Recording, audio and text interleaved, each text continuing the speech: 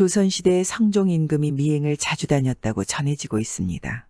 임금 옷을 벗어 던지고 보통 사람처럼 의관을 차려입고 내관 하나만 데리고서 밤에 여기저기 돌아다니면서 백성들 사는 모습을 살피는 것입니다. 한 번은 성종 임금이 미행을 다니다가 어느 산골짜기 마을에 가게 됐습니다.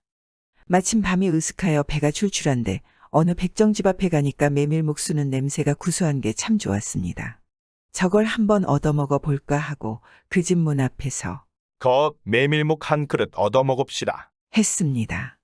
그랬더니 웬 텁석불이 백정이 나와서 안으로 드시라 하더니 김이 무럭무럭 나는 메밀묵을 가져오는 것입니다.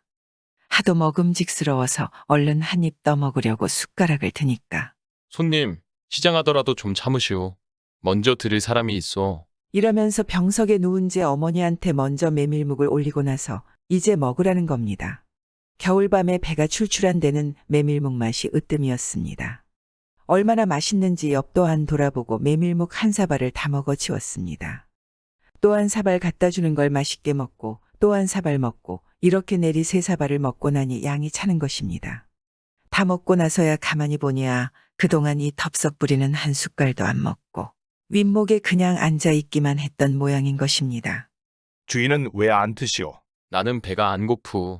하는데 가만히 보니 메밀묵이 없는 것입니다. 성종이 다 먹은 것입니다.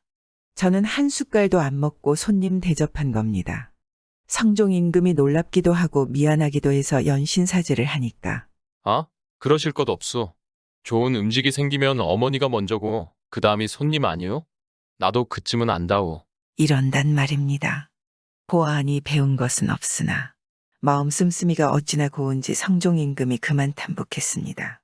그래서 수작을 걸기를 실례이오만 성씨가 어떻게 되시오? 이가요. 그건 왜 묻는 것이오? 그럼 나하고 성이 같으니 우리 의형제를 맺는 게 어떻소? 뭐, 그러시지요. 이렇게 해서 백정과 성종 임금이 의형제를 맺었습니다.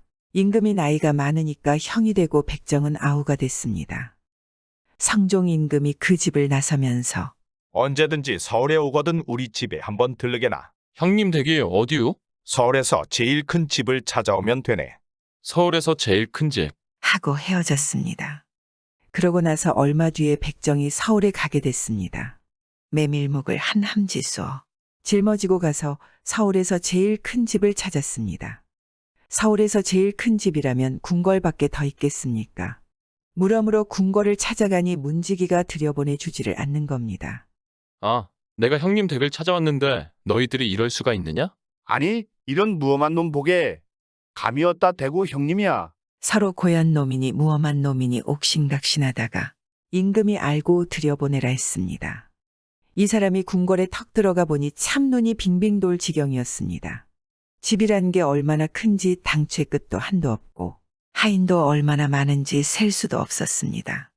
우리 형님이 부자라도 이만저만 부자가 아니로구나. 형님한테 가보니 형님은 빨간 옷을 입고 관을 쓰고 앉았는데 관을 쓴 신하들이 중 늘어서 있단 말입니다. 형님, 메밀묵을 좀 써가지고 왔으니 잡숴보. 하고 메밀묵을 내놓고는 좌우를 둘레둘레 살피더니 형님 댁에는 웬 뿔난 도둑놈이 이렇게나 많소? 하거든. 임금이 얼른 못 알아듣고 그게 무슨 소린가? 뿔난 도둑놈이라니. 하고 물으니까 에이, 형님 말 마시오. 우리 고을에 가면 저렇게 머리에 뿔난 사또가 있는데 순 도둑놈이오. 이런단 말입니다. 벼슬아치들이라는 게 높은 관을 쓰는데 백정이 보기에는 제 고을 사또가 쓴 관이나 궁궐 벼슬아치들이 쓴 관이나 매 일반인 것입니다. 그게 다 뿔처럼 보인 것입니다. 사또라는 게 허구한 날 백성들 등이나 처먹고 사니까 그게 도둑놈이 아니면 뭐가 도둑놈이지 않겠습니까? 그러니까 관 쓴 놈은 죄다 뿔난 도둑놈인 것입니다. 말인즉 뭐 크게 틀린 말은 아닌 것입니다. 허허 뿔난 도둑놈이라. 듣고 보니 다 내 잘못일세. 그게 무슨 말이오? 형님이야 메밀묵 좋아하는 죄밖에 더 있어? 아닐세.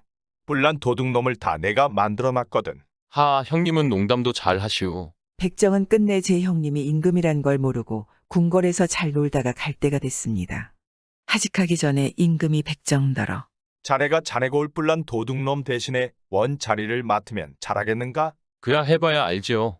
자네 글을 모르고서도 원을 하겠나? 형님도 참. 고을 원이에요. 어디 글로 백성을 다스리는 줄 아시오? 도둑질만 안 하면 되지. 우리 집 강아지를 시켜도 뿔난 도둑놈보다는 나을게요. 임금이 무릎을 탁 치며 백정을 원님으로 갈아치웠습니다. 백정은 그 뒤로 소문난 명관이 되었는데 죽을 때까지 재형이 임금이라는 건 몰랐다는 이야기입니다. 참말인지 거짓말인진 모르지만 확실한 건 현명한 목민관들이 많이 생겼으면 좋겠습니다. 구독은 공짜입니다.